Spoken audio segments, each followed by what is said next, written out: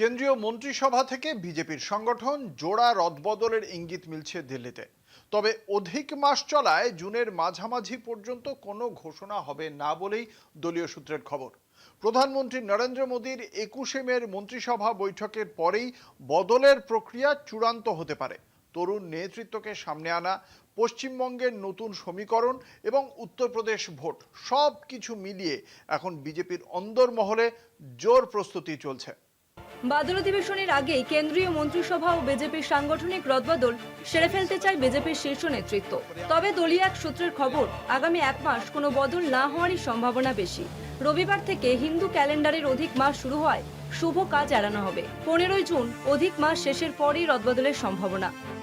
মোদী মন্ত্রিসভায় চমক, বিজেপিতে বড় রদবদল, থামিয়ে দিল পঞ্জিকা। প্রধানমন্ত্রী নরেন্দ্র মোদীর বিদেশ সফর শেষে 21শে মে কেন্দ্রীয় মন্ত্রী পরিষদের বৈঠক ডাকা হয়েছে। পূর্ণমন্ত্রী ও প্রতিমন্ত্রীদের উপস্থিতিতে পশ্চিম এশিয়া যুদ্ধ, আন্তর্জাতিক পরিস্থিতি, জ্বালানি ও বিদেশি মুদ্রা সাশ্রয় নিয়ে আলোচনা হবে। সূত্রের দাবি, বর্তমান চেহারায় এটাই মন্ত্রিসভার শেষ বৈঠক হতে পারে। অধিক মাসে অপেক্ষা, জুনে বদলের ইঙ্গিত। বিজেপির নতুন জাতীয় সভাপতি নীতিন নবীন এখনো পূর্ণাঙ্গ টিম গড়তে পারেননি। 5 রাজ্যের নির্বাচনী ব্যস্ততার পর এখন তিনি সাংগঠনিক পুনর্গঠনে মন দিচ্ছেন। পশ্চিমবঙ্গে বিজেপির প্রথম ক্ষমতায় আসার পরে বাংলা থেকে কয়েকজন নেতাকে কেন্দ্রীয় মন্ত্রিসভায় আনার দাবি উঠেছে। পাশাপাশি পশ্চিমবঙ্গে জয়ে গুরুত্বপূর্ণ ভূমিকা নেওয়া ভূপেন্দ্র যাদবের মতো নেতাদের পদোন্নতির সম্ভাবনাও রয়েছে।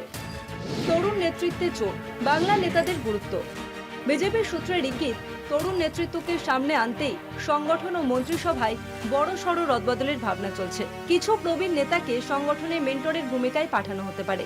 একই সঙ্গে আগামী বছরে উত্তরপ্রদেশ বিধানসভা নির্বাচন মাথায় রেখেই সব সিদ্ধান্ত নেওয়া হবে। লোকসভায় ধাক্কার পরে উত্তরপ্রদেশে ঘুরে দাঁড়ানোই এখন বিজেপির সবচেয়ে বড় রাজনৈতিক চ্যালেঞ্জ। কণাদ দাশগুপ্তের রিপোর্ট, কলকাতা টিভি।